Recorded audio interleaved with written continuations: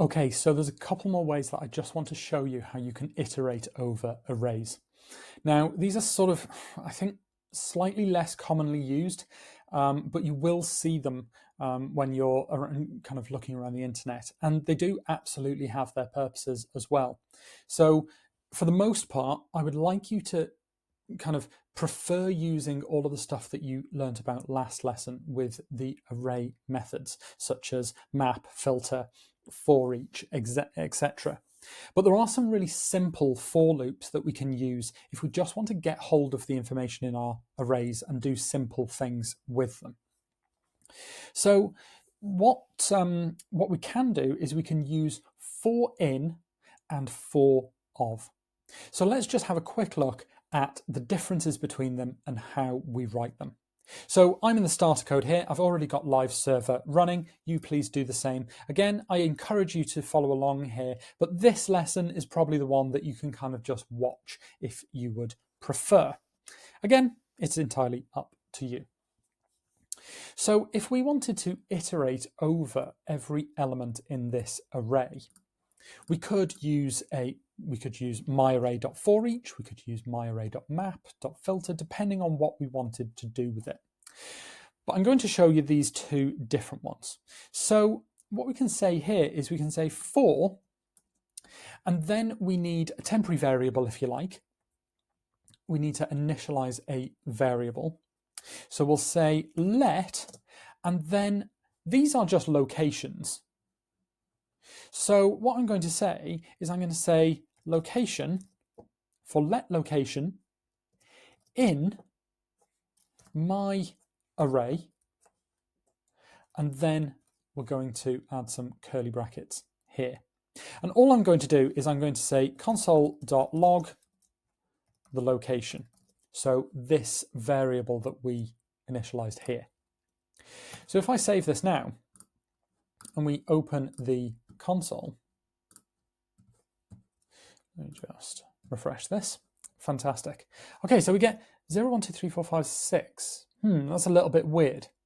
So what this for in will do is it will print out this location, if you like, will become the index that it is currently iterating over. So this is kind of a good way that we can use a for loop to run however many times, kind of for every element that's in an array. Now, the way that we would get the location kind of name here is we could say console.log. Okay, we'll just keep that there for now. But what we could do is we could say console.log our my array. And because we know that this location is an index of the current iteration, we can then say location. So if we save that now, we'll get, there we go, we get the name of the element, or the actual element itself, not just the index. So yeah, you can see on line 12, we've got the index, and then on line 13, we've got the actual element from the array.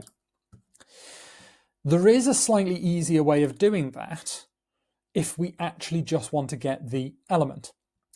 We can use something called a for of.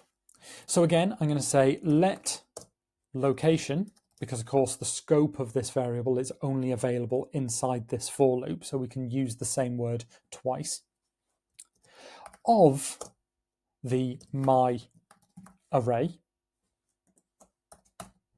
And let's go ahead and now just go and console.log our location again. So I'm just going to comment this one out just so that we can, or I'm actually just going to comment out this line 13 here, just so that it doesn't get too confusing in our console, and save that. So you'll see that the for in loop, that location variable that we initialized in it, is the index that it's currently iterating over. Whereas in the for of loop, we get the actual element itself.